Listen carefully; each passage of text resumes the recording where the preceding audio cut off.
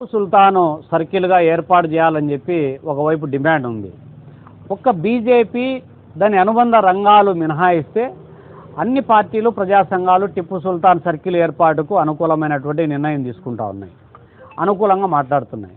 కానీ బీజేపీ మాత్రం దాన్ని వ్యతిరేకిస్తూ ఉంది. ప్రత్యక్షంగా పరోక్షంగా ఉద్యమము అడ్డుకుంటామనేటువంటి ప్రొవోక్ చేసేటటువంటి మాటలు కూడా చెప్తా ఉంది. ఈ నేపథ్యంలోనే ఈ నెల 9వ తారీఖున అల్మాస్పేట సర్కిల్ కేంద్రంగా జరిగినటువంటి ఘటన నేపథ్యంలో పోలీసులు ఏకపక్షంగా వ్యవహరిస్తూ ఉన్నారు. ముస్లిం మైనారిటీలను టార్గెట్ చేస్తున్నారు. వాళ్ళ మీద అక్రమ కేసులు బనాయిస్తూ ఉన్నారు. అటెంప్ట్ మర్డర్ కేసులు నమోదు చేస్తున్నారు. అందులో 22 మంది పైన ఒక సెక్షను, 27 మంది పైన ఒక సెక్షన్ నమోదు చేసి ఈ 22, 27 మంది మొత్తం ముస్లిం మైనారిటీలకు సంబంధించినటువంటి వాళ్ళే. ఇందులో బీజేపీకి సంబంధించినటువంటి వాళ్ళపైన 17 మంది పైన కేసులు కట్టామని చెప్తున్నారు, కానీ అది ఎఫ్ఐఆర్ కాపీ బయటకు కూడా రావడం లేదు.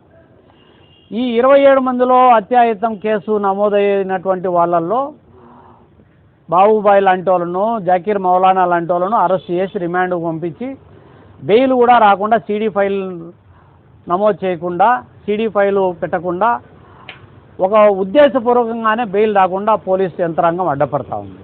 ఇది ఒక భాగం అయితే ఈ 22, 27 మందితో సంబంధం లేకుండా అదనంగా ఒక 10 మందిని అరెస్ట్ చేసి రిమాండ్ పంపిస్తున్నారు. వీళ్ళు ఏం చేస్తున్నారంటే దారిన ఇంతకుముందు గంజాయి కేసులో ఉన్నటువంటి వాళ్ళు, ఆరోపణ ఉన్నటువంటి పిల్లలను తీసుకొచ్చి ఈ అల్మాస్పేట సర్కిట్ ఘటనలో ఉన్నటువంటి వాళ్ళను జోడించి మొత్తము 5 మందిని 6 మందిని కలిపి అందరినీ గంజాయి కేసులో ఇన్వాల్వ్ చేస్తున్నారు. ఎవరైనా రాత్రి 10 గంటలు దాటితే బండ్లో పోయేటువంటి వాళ్ళను ఆపేది, కొట్టేది, తిట్టేది, ముస్లిం మైనారిటీల పేర్లు చెప్పి మరీ దాడులు చేస్తున్నారు.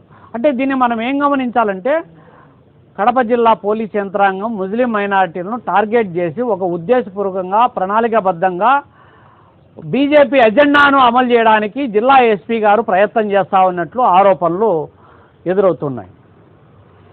ఈ ఘటనకు కారణమైనటువంటి నేపథ్యాన్ని కూడా మనం చూసినప్పుడు ఇది వరకు అల్మాస్పేట సర్కిల్ కోసం అనేక మంది అప్పీల్ చేశారు. దాన్ని municipal corporation, municipality resolution pass చేసింది. ప్రభుత్వ నిబంధనల ప్రకారం ఏర్పాటు చేస్తామనేటువంటిది అది ఒక అంశం.